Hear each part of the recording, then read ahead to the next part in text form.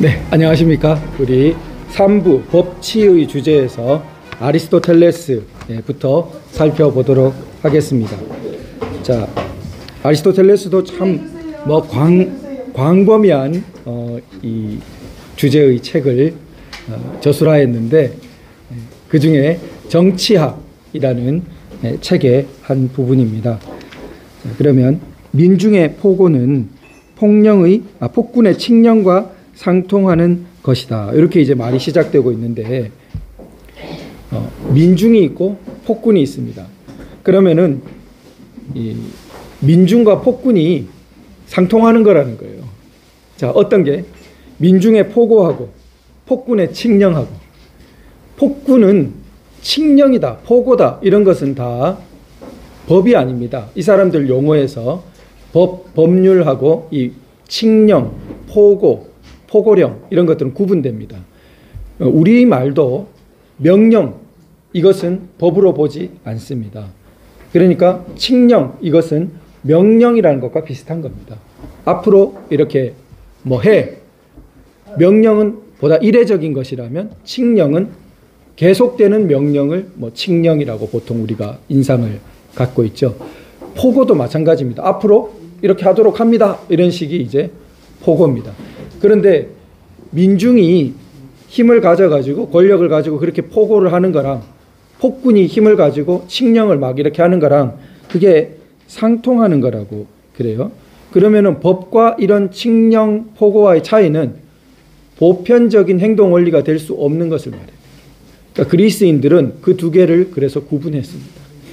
우리 인간의 사회의 보편적인 행동 원리가 될 수 있는 것이 법이고, 아까 말씀드렸던 도둑질하면 안 된다, 이런 거. 그런데 모든 사람은 내일부터 아침 6시에 일어나야 한다. 이래가지고 계단을 올라갈 때는 모두 2인 1조로만 올라가야 한다. 얼토당토하는 거를 얼마든지 규칙으로 만들어낼 수 있어요. 이런 거는 보편적인 행동 원리가 될 수 없는 건데, 권력을 가진 자가 하라 그러면 어떡하겠습니까? 그러면은 거기 따라 안 하면 벌 주고, 그런 것들을 칙령이라고 합니다. 그러니까 그런 속성, 그런 보편적인 행동 원리가 될 수 없으나 권력적인 관계에 의해서 사회 규칙으로 강요되고 있는 것, 이 둘은 다르다고 보는 거예요. 그런데 그런 일을 폭군만 하는 게 아니라 민중도 할 수 있다는 거예요. 권력을 잡으면. 그러니까 선동가와 민중과의 관계는 아첨하는 자의 폭군에 대한 관계와 동일하다. 폭군은 항상 누가 있냐면 옆에 아첨꾼이 있습니다. 그래, 우리 동양 역사에도 많이 나와요. 그래, 폭군 일을 저지른 사람 옆에 보면 꼭 아첨꾼, 간신이라 그러죠. 아첨꾼, 간신이 그 옆에 있습니다. 그래, 폭군에 기회 되고 요래 하라, 요래 안 하면 니 죽고, 요래 하면은 좋고, 이렇게 일러주고 폭군은 이제 따라하고 폭군이 된단 말이에요. 근데 그게 폭군에만 있는 게 아니라 어디에 있어요? 민중에게는 그런 역할을 하는 게 선동가예요. 민중이 권력을 잡고 있으면은 그게 오늘날 근대 자유민주주의에 항상 하는 위험입니다. 선동가가 그만큼 위험한 거예요. 우리 왕이 다스리는 그런 때에는 사람들이 그래서 간신, 이런 아첨꾼을 엄청나게 경계했죠. 그런 사람들이 나라를 뒤집기 때문에. 그런데 그것만큼 우리가 경계해야 되는 것이 흑색 선동, 민중에게 아첨하고, 이게 바로 같은 원리입니다. 그걸 이제 이미 언제 말했어요? 2300년 전에 말하고 있는 겁니다. 이게 놀랍죠. 자, 폭군과 아부하는 자, 그리고 우리가 여기에서 논하고 있는 종류의 타락한 민주정과 제휴한 선동가는 양자가 다 커다란 세력을 가지고 있다. 선동가는 모든 사항을 민회해부함으로써 맨날 촛불 집회에 가져오자 그래요. 그래서 민중으로 하여금 법률을 짓밟게 한다. 그게 법이라고 그러고, 그리하여 그들의 세력은 그걸 이제 국민주권의 이름으로 아주 나쁘게 거짓으로 포장하죠. 그래서 세력은 점점 더 커져간다. 왜냐하면 민중이 모든 것을 장악하고 있고, 그 민주란 이름이 민심이란 이름으로 다 통해요. 촛불 민심이다. 그리고 국민이 바라는 바다, 국민이 원한다, 민심이 이렇다, 이러면서. 그러면은 선동가는 민중의 투표를 좌우할 수 있으며 부정선거가 문제인데 공정하게 선거가 된다 해도 투표가 선동에 좌지우지 되면은 또 골로 가는 겁니다. 그러니까 그 민중은 선동가의 제안에 너무나 쉽게 귀를 기울이기 때문이다.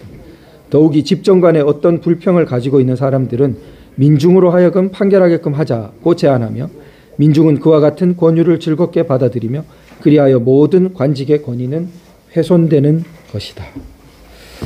자, 국민에게 물어보자.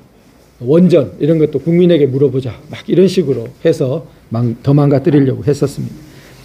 이와 같이 타락한 민주정은 결코 정치 조직이 아니라고 하는 반대를 받기에 아무런 장애가 없다. 그러니까 심지어 아리스토텔레스는 이렇게 타락한 민주정은 정치 조직도 될 수 없다. 그렇게 봐요. 왜냐하면 법률이 아무런 권위를 갖지 못하는 곳에 정치 조직이 존재할 수 없기 때문에. 그래서 법률이 권위를 갖지 못하면은 그건 정치 조직이라 할 수도 없다.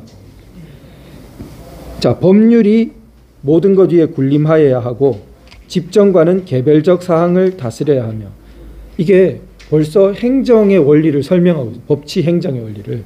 오늘날 근대 법치 행정은 법률이 보편 어떤 일반적인 원리를 규정해 놓고 행정부의 이 행정 관리들은 그걸 구체적이고 개별적인 사항에 적용한다고 보고 있습니다. 그런데 아리스토텔레스는 이미 행정의 본질, 그게 집정관이에요. 행정의 우두머리가 집정관이니까 행정의 본질은 개별적인 사항을 다스리는 거라고 그랬어요. 그럼 보편적인 원리는 어디서 나와요? 그건 이미 법으로 행정부가 그걸 건드리는 게 아니라고 보는 거예요.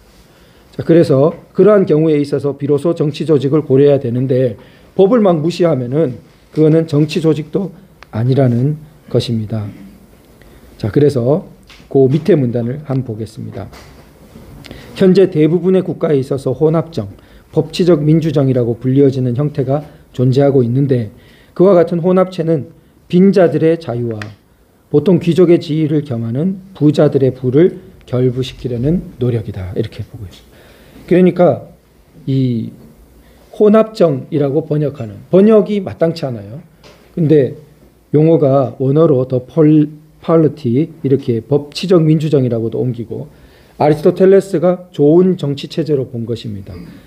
근데 이거는 다수를 점하는 빈자들의 자유와 보통 소수인 귀족들, 부자들의 부를 이렇게 결부시켰다. 이게 뒤에 가보면은 공화주의의 원리와 비슷합니다. 마키아벨리가 말하는.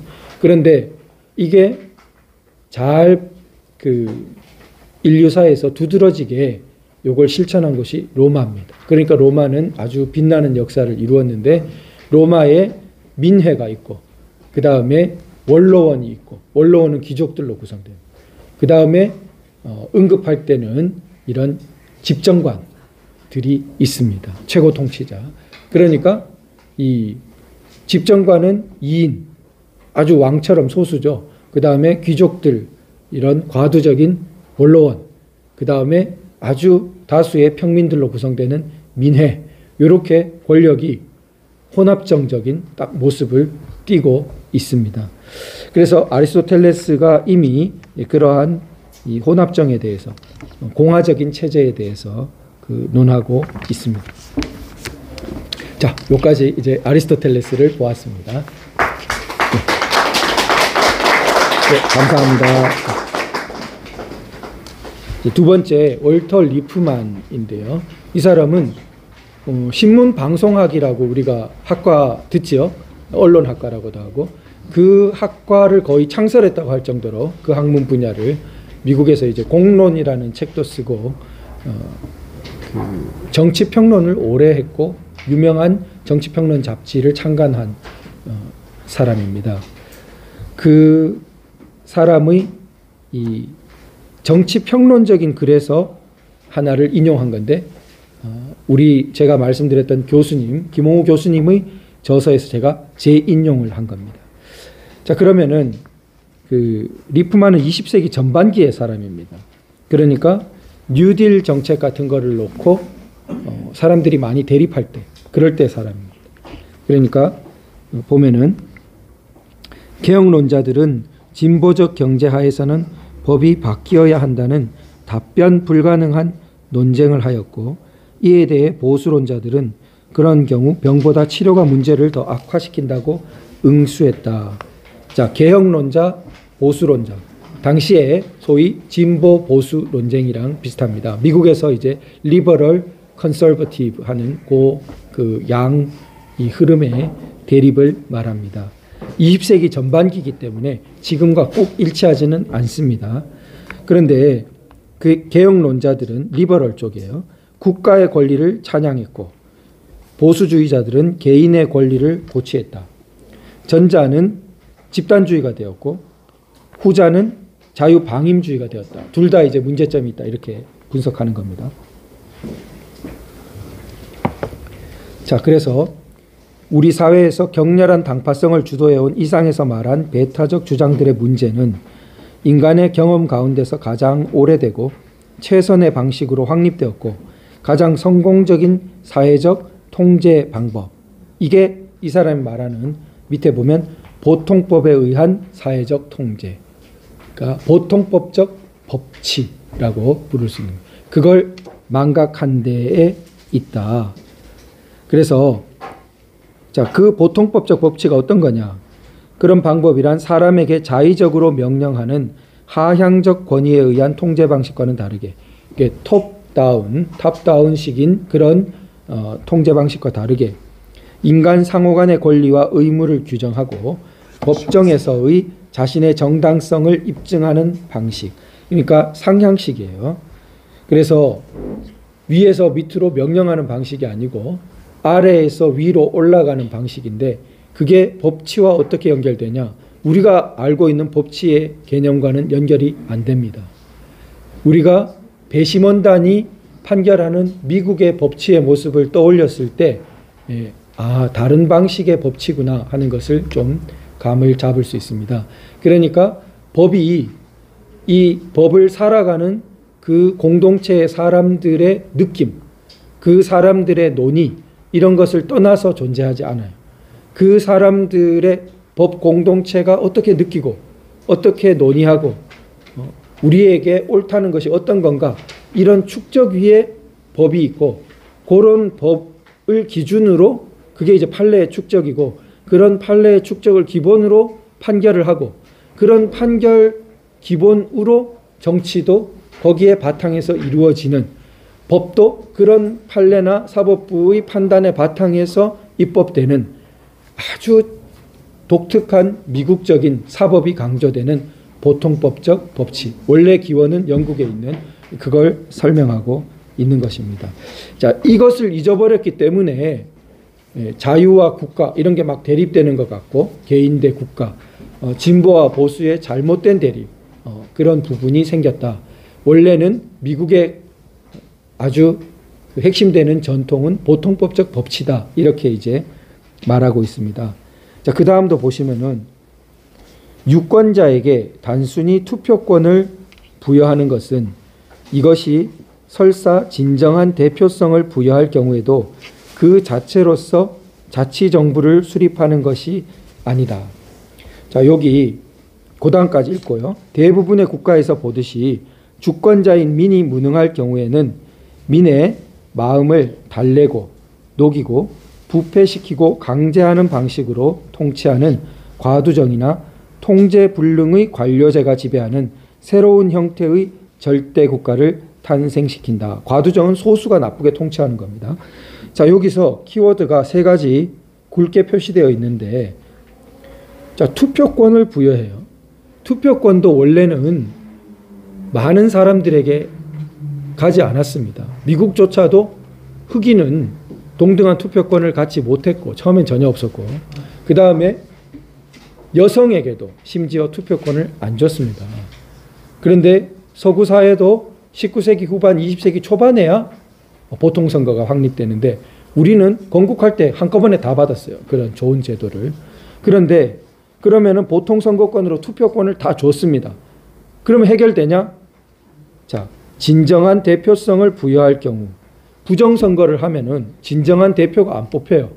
그러니까 선거권, 투표권을 주더라도 공정한 선거제도와 감시 이게 확립되지 않으면은 진정한 대표가 아니잖아요. 그거는 가짜 대표잖아요. 그렇게 된다는 걸 말하고 있어요. 그러면은 진정한 대표를 뽑으면 다 끝나냐? 그게 아니라는 게 또 문제예요. 그 민주주의가 어려워요. 그 다음에 뭐라 했습니까? 자, 뽑히기는 부정선거 아닌 사람으로 뽑혔어요. 근데 그 사람이 뽑혀가지고는 민이 보니까 무능해 보여. 예. 그럼 어떻게 해요? 자, 살살 달래고, 때로는 간 녹일 듯이 녹이고, 그러고는 부패시켜. 돈도 찔러주고, 뭐, 이 소득도 줄게, 뭐 이러고, 뭐 세워줄게, 시설도 세워주고. 자, 이러고는, 그 다음에는 뭐 시킬 때는 또, 자기 반대하는 사람이거나 이런 건 확 감옥에도 정신병원에도 보내버리고, 뭐, 이렇게, 강제를 이렇게. 그렇게 해가지고, 새로운 형태의 절대국가, 새로운 형태의 독재자를 탄생시킨다는 거예요. 조폭들하고 해먹고, 이렇게. 그러니까 그게 민주주의가 되려면은 투표권도 받아야겠지만, 공정선거도 해야겠지만, 제일 어려운 거는 민이 무능하지 않아야 돼요. 그러니까 달래고, 녹이고, 강제하고, 이런 데 넘어가지 않아야 되는데, 이게 쉬운 게 아니죠. 그래서 이 사람이 말합니다. 민은 왕의 특권을 민의 대표에게 위임함으로써, 서자가 틀렸어요. 쌍시어 서자인데, 써 통치할 수 없다. 그러니까 뽑기는 민의 대표라고 뽑았지만 사실은 왕의 특권을 준 것처럼 하면은 그거는 민주 통치가 아닌 것입니다. 뽑히고 나면 사실은 선거 때 말고는 왕처럼 굴고 왕처럼 특권이 있다고 생각하고 그렇게 하는 것은 민주정치가 자리를 못 잡는 거죠. 자, 민은 오직 민주주의가 스스로 어떻게 스스로 작동할 수 있는지를 이해할 때, 또한 명령을 내리는 것만으로는 통치할 수 없다는 것을 깨달을 때, 그리고 여기서도 명령이라고 그래요. 법이 아니라고 그랬죠. 서양 사람들은 명령과 법을 계속 구분합니다. 그래서 보편 행동 원리가 될 수 있는 것이 법이고, 그냥 이례적이고 일시적으로 계속하는 것은 그거는 명령일 뿐이에요. 자, 그것은 민주사회를 세울 수 없어. 각 개인과 단체, 공동체 그리고 공직자 자신들이 권리, 의무, 특권, 면책권을 규정한 보편 타당하게 규정해야 되죠. 그런 법을 요 순서를 보세요. 판결하고 집행하고 수정할 대표를 임명함으로써 비로소 통치할 수 있다. 이게 우리가 통상 생각하는 거랑 정반대라서 저도 놀랐습니다. 판결하는 게 사법부고 집행하는 것이 행정부고 수정 입법하는 것이 입법부입니다. 그러면 우리는 보통 법을 만들고 법을 집행하고 그러다가 문제가 생기면은 사법부가 조정하는 것으로 그렇게 이해하고 있어요. 근데 이 사람 순서를 보세요. 처음에 판결이 나와요. 처음에 사법부의 작용이 있고 그 판결에 따라서 집행이 있고 그 판결의 취지나 그 판결의 원리들이나 그런 것에 따라서 행정부가 가동되고 그 다음에 입법부라는 것은 그런 하에서 그거를 존중하는 하에서 약간 수정하거나 이미 원칙으로 작동하고 있는 것을 더 항구적으로 입법화하거나 이렇게 작동한다고 보고 있는 거예요. 그러니까 순서가 사법, 행정, 입법 순으로 갑니다. 이게 발달된 자유민주주의 국가인 영국, 더 전형적으로 미국에서 사실은 일어난 발전입니다. 그러니까 그게 보통법적 법치라는 전통이 튼튼했기 때문에 바로 이런 발전을 거쳐왔는데 우리가 제대로 발전하자면 이 원리를 알아야 됩니다. 이 원리를 모르니까 어떻게 돼요? 국회가 독재를 하면서도 독재를 하는 줄을 몰라요. 그러니까 무소불위의 국회가 돼가지고 다수당만 되면은 마치 헌법도 다 지 마음대로 바꿀 수 있는 기세예요. 지가 말하는 것이 다 법인 줄 알아요. 법과 명령의 차이를 모르기 때문에 마음대로 법을 만들어낼 수 있을 것처럼 검수완박, 그것도 법이라고 만들었습니다. 그러니까 통과시키면 법인 줄 아는 겁니다. 어떻게 되어 있습니까? 검수완박 같은 것은 우리 사회에서 보편적인 원리로 인정받지 못했어요. 지들도 정권 전반부에는 검찰이 다 경찰을 통제하게 했어요. 지들 스스로도 원리로 인정하지 않았던 원리를 어느 날 갑자기 자기들이 검찰 수사 대상이 될 것 같으니까 법으로 만들어버려요. 그러니까 이 리프만이 말하고 있는 것과는 완전히 정반대 행동을 보이고 있죠. 그런데 그런 것을 막자면 어떻게 돼요? 민이 깨어나요. 예, 민이 똑똑해야 됩니다. 그래서 민이 그런데 똑똑하려 해도 뭘 알아야 똑똑하죠. 그래서 우리 강의가 있는 겁니다. 그러니까 너네 민주당 너네 잘못한다 할 때에도 왜 잘못하는데 이렇게 하면은 너네는 네가 잘 몰라서 그런데 사실은 이 민주정치 원리를 정반대로 하고 있는 거야. 너네는 법도 아닌 걸 법이라고 막 만들면 다 되는 줄 알고 있는데 2300년 전에 아리스토텔레스도 그렇게 말하지 않았어. 그런 거는 정치 조직이라고 부르지도 않아. 그러면은 너네는 정당도 아니야. 이렇게 돼. 너네는 정당이 올바르게 해야 될 원리를 안 하고 있잖아. 법을 통과시켜야 되는데 명령 수준의 거 네 마음대로 만들어 와가지고 땅땅땅 하면 법 되는 것처럼 생각한다. 그거는 정당이 아닌 거다. 이렇게 이제 말할 수 그렇게 자꾸 가면은 나라가 말만 민주정치지 민주정치가 무너지게 되는 것이죠.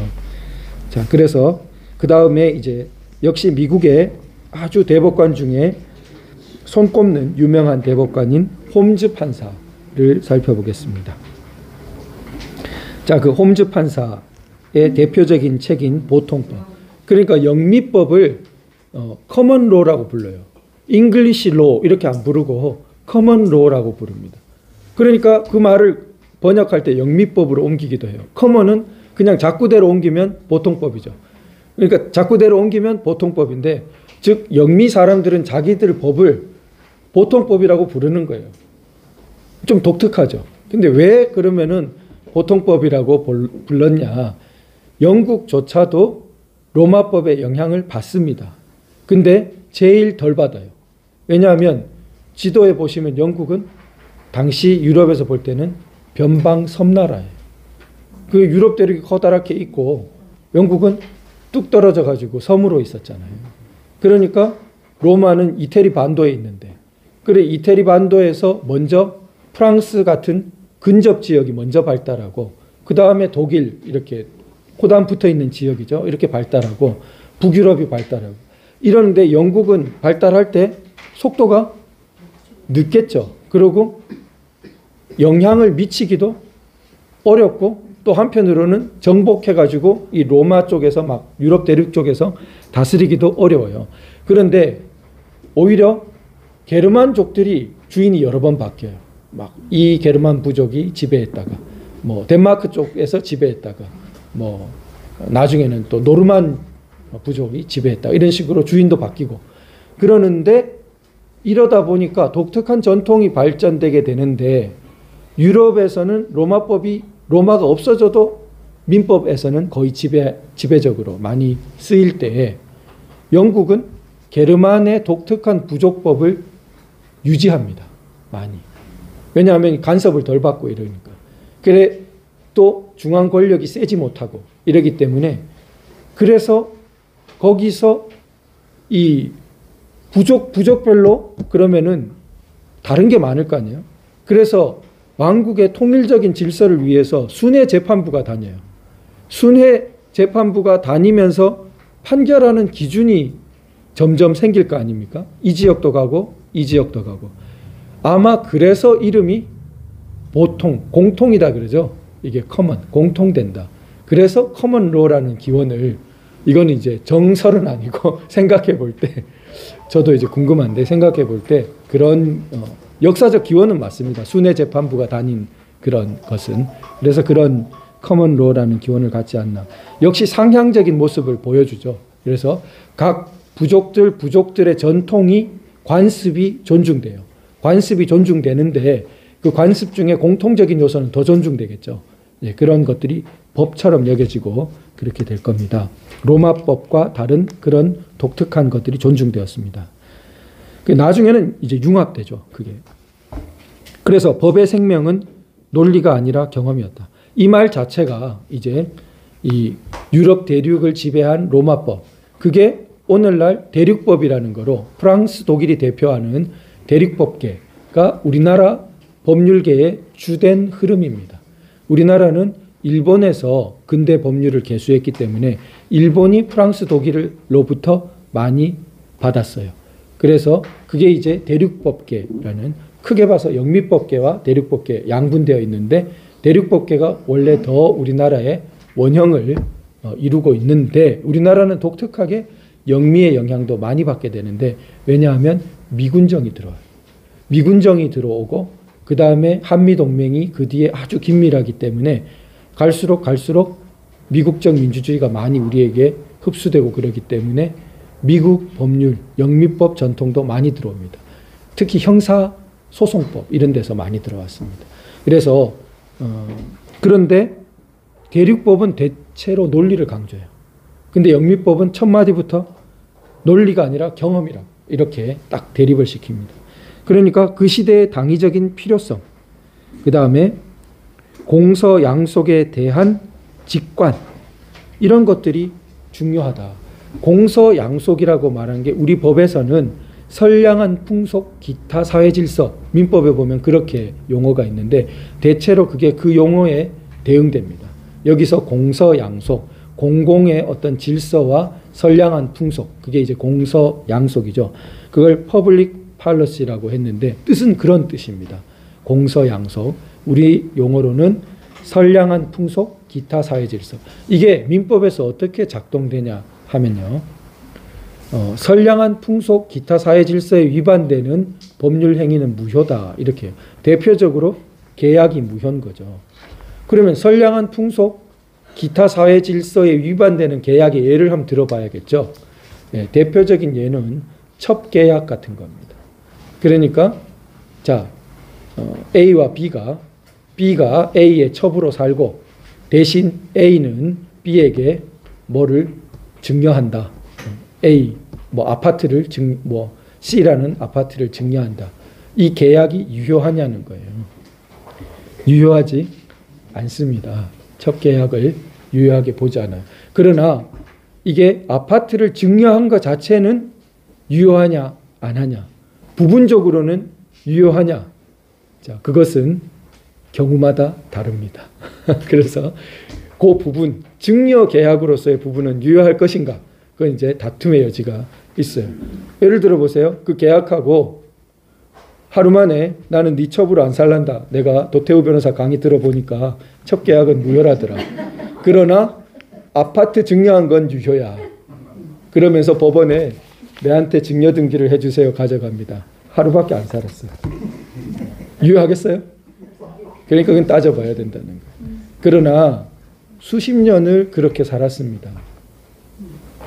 그나마 남은 거라고는 조그만한 쓰러져가는 아파트밖에 없어요. 첫 계약이 무효라고 해서 그 사람에게 증여한 아파트 증여 행위가 무효가 되면은 정당하겠습니까? 네, 이렇게 판단하는 것이 영미법적입니다. 전형적으로. 네. 자, 제가 지금 증여 법조문이 어쩌고 이런 거 안 들었죠. 네. 자, 사람들의 경험을 들었죠.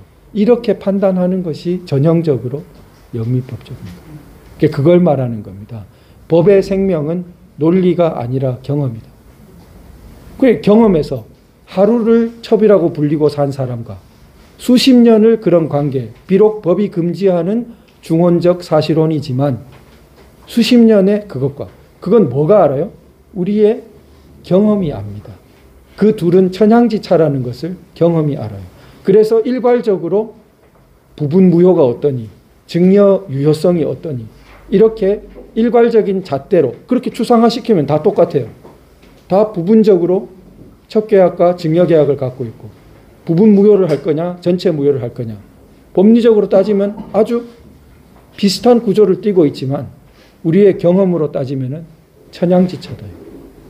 이 경험의 천양지차를 강조하는 것이 영미법적인 접근이고, 이런 논리 구조의 어떤 일관성에 굉장히 치중되어 있는 것이 대륙법계예요. 우리나라는 무슨 계라고요? 대륙법계. 그러니까 사람들이 법을 좋아하겠어요? 싫어하겠어요? 싫어한다, 대부분. 법이 왜냐하면 내 삶의 경험을 반영해 준다기보다는 어디 외래에서부터 온 것 같은 느낌을 받는 것입니다. 자, 그래서 이게 근데 그 첩이 만연하던 걸 없앤 사람이 누구라고요? 우리 역사 때 배웠죠. 박정희 대통령. 박정희 대통령 5.16 혁명 후에 왜 근대화 혁명이라 그러냐. 그때까지만 해도 인구의 남자 인구 5%가 첩을 갖고 있었다. 남자 인구 5%면은 성인 남자 인구의 5%면은 좀 재산께나 있다는 사람은 20, 30%에 달해요. 얼마나 많았겠습니까?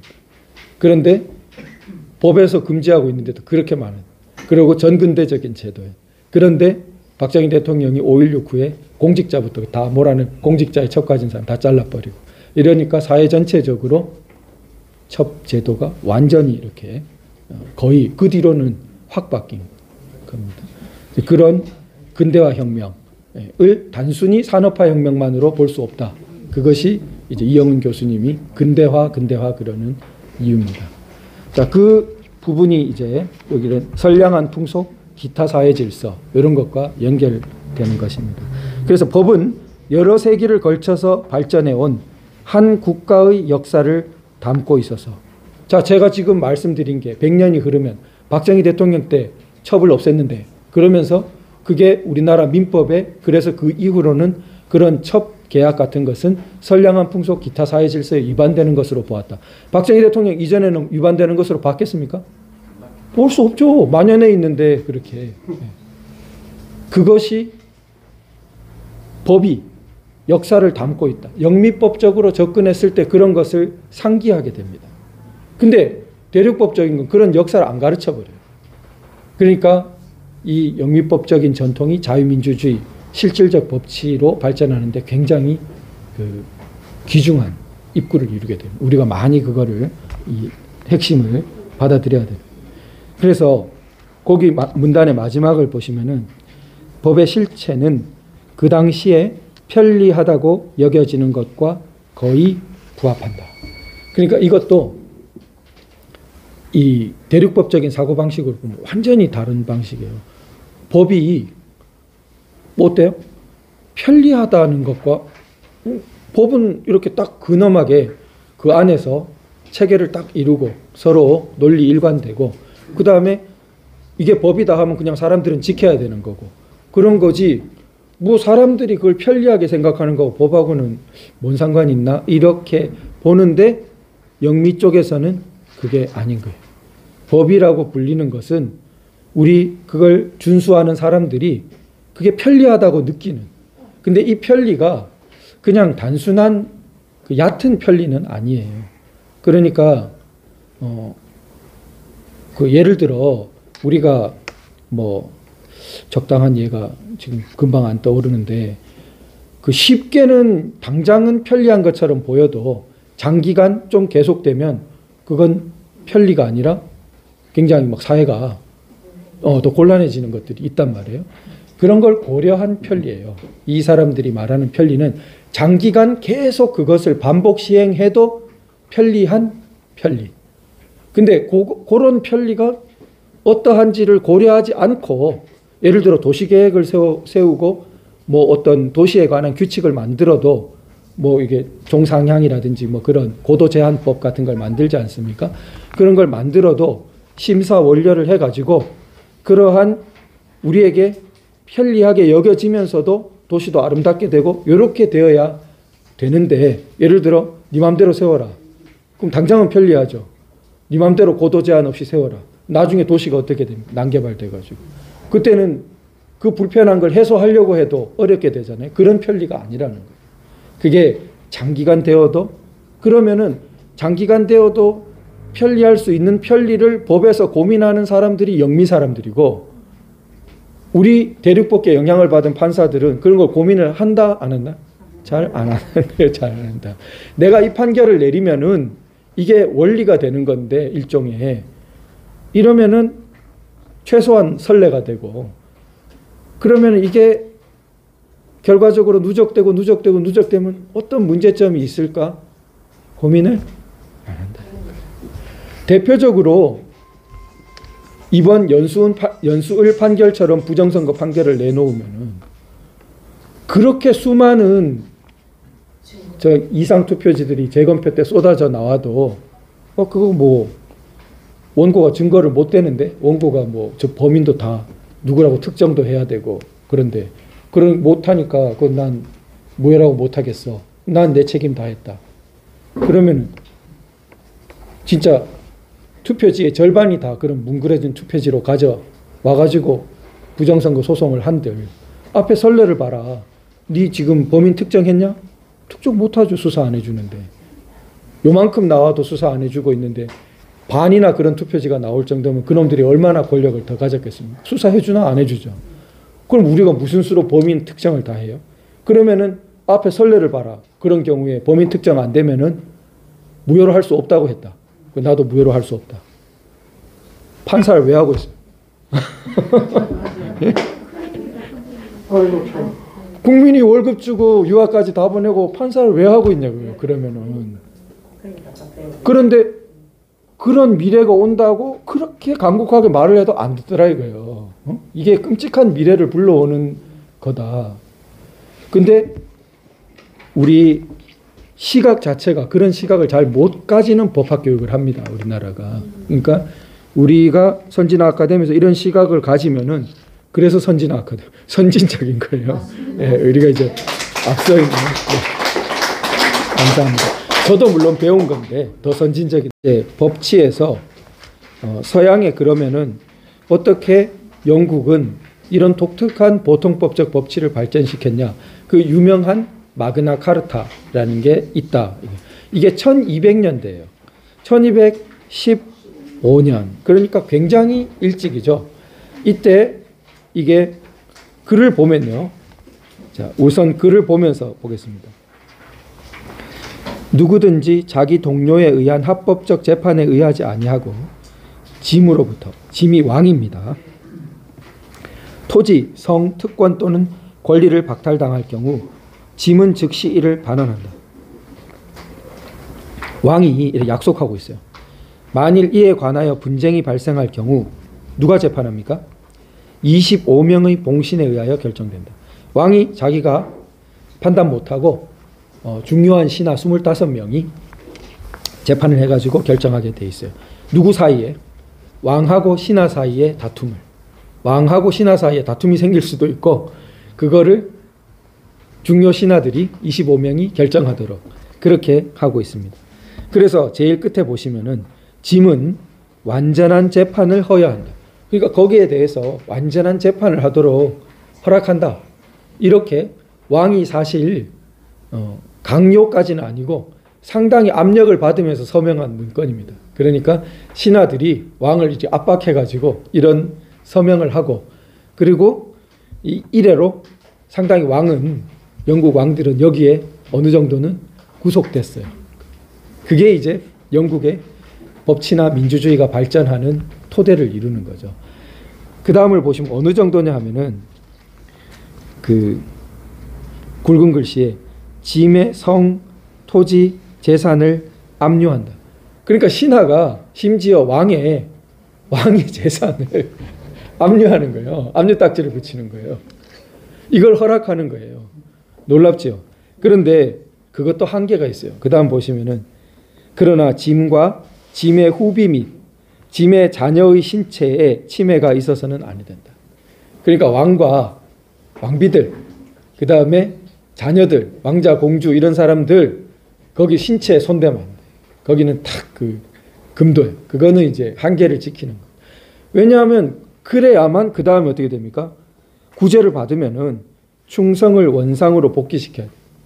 그러니까 재판을 해가지고 그러면은 만약에 자기가 옳으면은 압류한 거 자기 가져갈 거고 자기가 틀렸으면은 압류가 해제돼야 되죠. 그래 되면은 다시 왕한테 절대 충성으로 이제 다시 충성 복귀가 돼야 된다는 그걸 말하고 있습니다. 그러니까 신체까지 건드리고 이러면 충성 복귀되기가 어렵죠. 그러니까 왕의 권위를 유지하면서 최대한 법치가 보편적으로 왕도 법 아래에 있는 그러한 전통을 이루는 효시가 됩니다. 자, 이게 이제 마그나 카르타고요.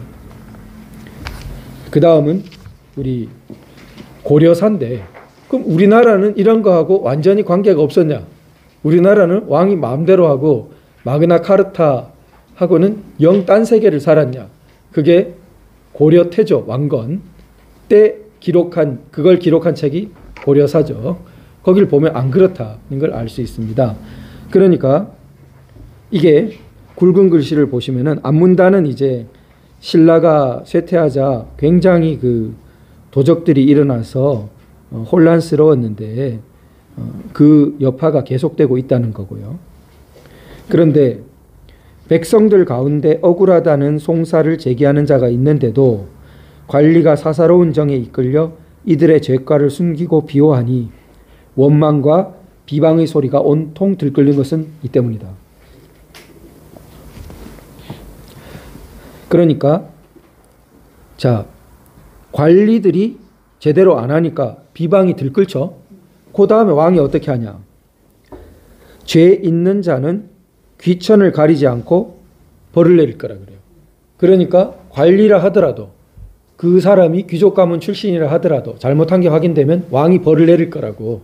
최소한 왕이 이렇게 복종되지는 않았지만 그 법 아래 이 어떤 귀족이라고 해서 관리라고 해서 법을 마음대로 어기고 자기는 피해가고 그건 아닌 것을 이제 말하는 거죠. 실천하는 거죠.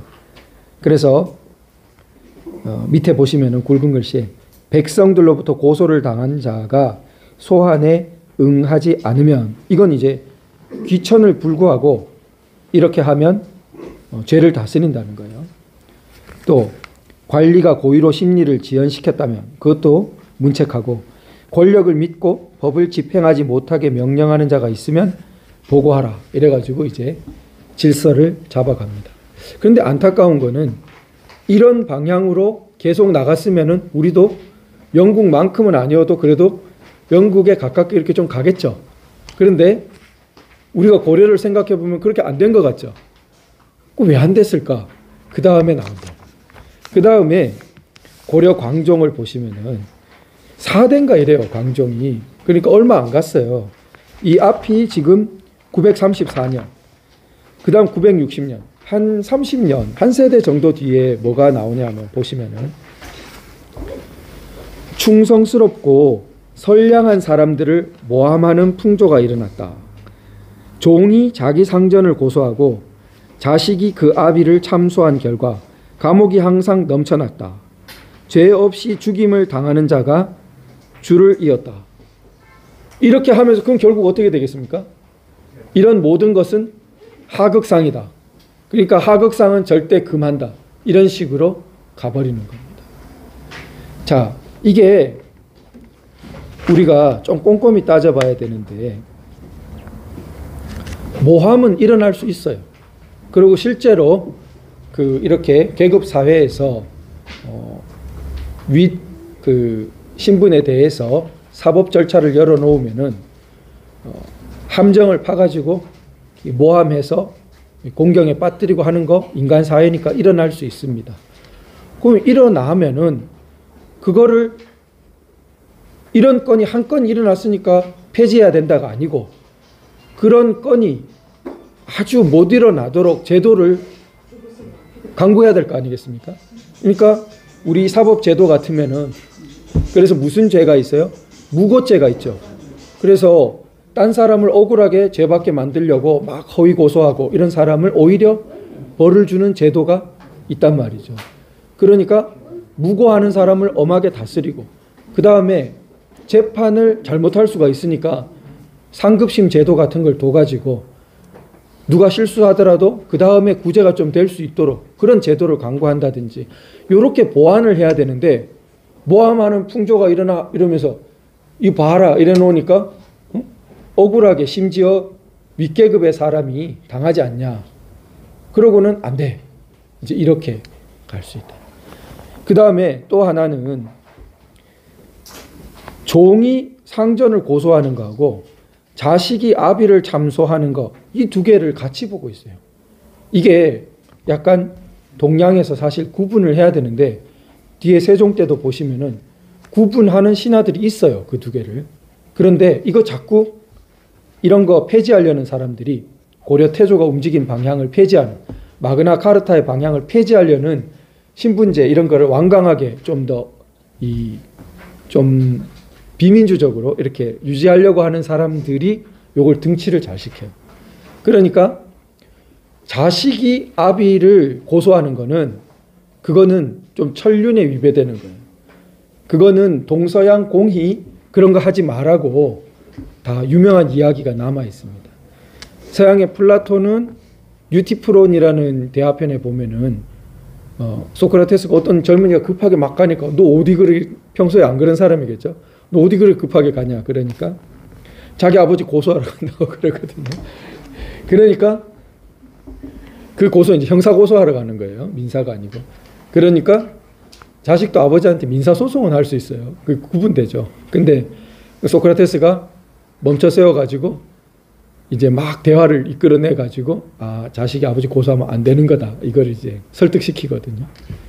그래서 그게 왜 잘못됐는지를 설득시키는데 그러니까 우리 동양에는 맹자에 순임금이 이제 효도로 유명하니까 아버지가 살인죄 의붓 아버지가 살인죄를 저지른 걸 순임금이 알게 되면 어떻게 했을 것 같습니까? 이러거든요.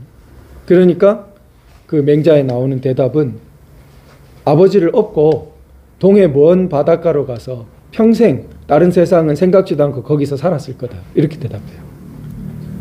그러니까 이제 천륜을 지킨 거죠. 그러나 그 세상에는 살 수 없다고 생각하는 거죠.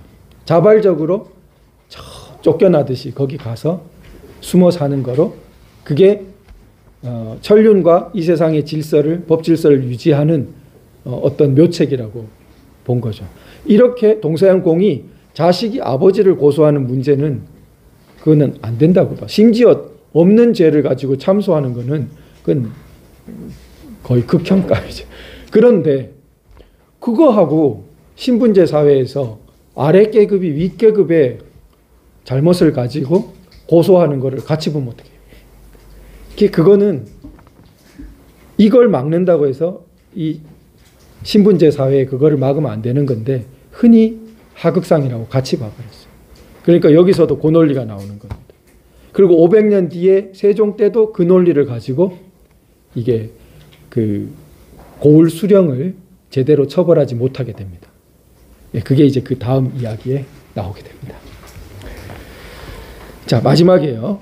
제가 막 코도 막히고 지금 약간 물리적으로 조금 세종대왕까지 하고 조금 쉬어야겠습니다. 자, 세종대왕을 보시면은 세종대왕 때 어떤 논쟁이 있었냐면은 부민고소제. 세종대왕이 워낙 특별하기 때문에 온갖 이야기가 많습니다. 그 중에 잘못된 것도 있어요. 그래서 세종대왕이 노비 종모제라 해가지고 노비가 그러니까 엄마가 노비면은 아버지가 노비가 아닌데도 자식을 엄마 따라 노비로 만들어 버리는 그 전에는 그렇게 종모제가 아니었는데 세종 전에 세종 때 종모제로 그거를 만들었다는 거예요. 그럼 결과가 어떻게 되냐? 노비의 숫자가 늘어납니다. 그러니까 왜냐하면 엄마가 노비고 아버지가 상민이어도 노비 돼버리고 노비여도 노비 돼버리고 그러니까 또 엄마가 노비인 거는 자연적으로 쉽게 판별이 되잖아요. 그러니까 노비 숫자가 늘어나. 그래서 조선시대에 노비 숫자가 늘어나게 되는 그 굉장히 제도적인 원인을 세종 때 이렇게 그 이영훈 교수님 연구입니다. 그런 면이 있는 반면 우리가 잘 알고 있듯이 뛰어난 업적들이 뭐 많고 한편으로 법에 대해서 법과 정치에 대해서 아주 그 세종은 지혜롭고 깊이 있는 게 많았습니다. 그런데 그런 세종조차도 그 지금 부민고소제 부분에서는 상당히 한계를 보여요. 그게 이제 부민고소제는 고을 백성이 그게 부민입니다. 수령을 고소할 수 있느냐 그런 문제입니다. 마그나 카르타랑 비슷한 문제죠. 아래 계급이 윗 계급에 대해서 처벌을 요구하고 그게 처벌될 수 있겠냐, 그런 문제. 그런데 고려 태조 때 그런 게 좀 가능했던 것처럼 건국 초기이기 때문에 이렇게 하자는 논의가 집현전을 중심으로 굉장히 일어났습니다. 그래서 한 세종이 10년 가까이 고민합니다. 그런데 자, 그 고민의 내용을 한번 보죠. 수령이 부민의 전답을 오판한 것을 부민이 그 오판을 정소하고, 정소가 정은 드린 헌정하다 할 때 정자입니다. 소는 소송 제기하는 거죠. 그 소송을 낸다는 거예요. 그 오판한 거 바로 잡아달라고 소송을 내고 개정을 청구하는 것 같은 것이야 어찌 고소라고만 하겠는가. 사실 자기의 부득이한 일이라 할 것이다. 이까지는 좋았어요. 그러니까 자기 부득이지사, 자기의 부득이한 일, 이런 개념을 세종이 말합니다. 그러니까 기본권 비슷해요. 그러니까 자기의 부득이한 일, 우리가 기본권이라는 게 그게 비슷하죠. 양심의 자유 이런 거. 자기의 부득이한 일을 어찌 막겠느냐. 그 못 막는다는 게 뭐예요? 수령이 잘못 판결을 내렸다 이거예요. 그래서 논밭 같은 게 뺏겼어요. 그럼 그거를 바로잡아 달라고 수령이 뺏어가도 마찬가지고 힘 있는 사람이 뺏어가도 마찬가지고 그거를 바로잡아 달라고 하는 것은 그거는 아랫사람 윗사람한테 대드는 그런 거라고 볼 수 없다. 그거는 자기의 부득이한 일이다. 이렇게 봤어요. 그런데 문제의 신하가 있어요. 허조. 그 이제 다음 문단에 보면 이 사람 아주 완강한, 그거는 조금 수구적인, 좋은 뜻의 보수라기보단 그런 신하입니다. 이 사람이 고려가 500년을 유지한 것은 오로지 윗사람을 능멸하는 풍습을 끊었기 때문입니다. 부민의 수령에 대한 관계는 아들의 아버지에게와 신하의 임금에 대한 것과 같아서 절대로 범할 수 없습니다. 이렇게 한 거예요. 그러니까 사실 고려가 500년을 간 거는 왕조로 봤을 때 많이 간 겁니다. 조선 500년도 길고 신라 1000년은 압도적입니다. 세계 역사에 봤을 때 1000년을 간 왕조는 정말 드뭅니다. 그런데 자, 고려가 500년 간 것이 고려 태조 때 마그나 카르타 비슷한 거를 그래도 했기 때문에 라고 보지 않고 오히려 거꾸로 광종 때 그런 것을 끊어버렸기 때문에 라고 말하고 있는 거죠.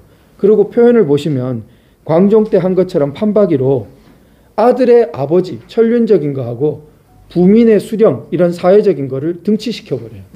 그러고는 임금에게 굉장히 자극적으로, 그렇게 되면 임금도 하극상 된다. 이렇게 이제 딱 말하는 겁니다. 그랬는데 그때에도 판서 벼슬에 이른 권진, 고문단 아랫부분에 보시면 이런 신하들 다 좋은 신하들이에요. 자, 권진이라는 판서까지 같은, 요즘은 장관이잖아요. 그런 사람이 어떻게 말합니까? 백성이 고소하는 것을 금하면 관리들이 두려워하고 기탄하는 마음이 없을 것이며, 그러니까 백성 고소 못하게 하면 관리가 무서울 게 없다 이거예요. 국회의원이 되면 무서울 게 없어요.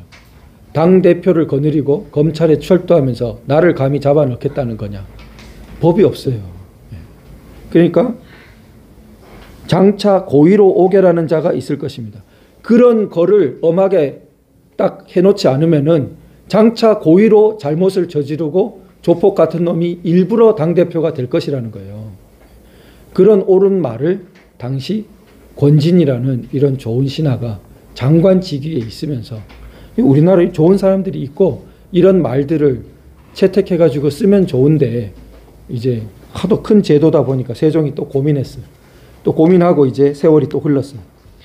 2년이 더 흘렀습니다. 자, 그러니까 세종이 약간 타협책 같은 걸 내놓습니다.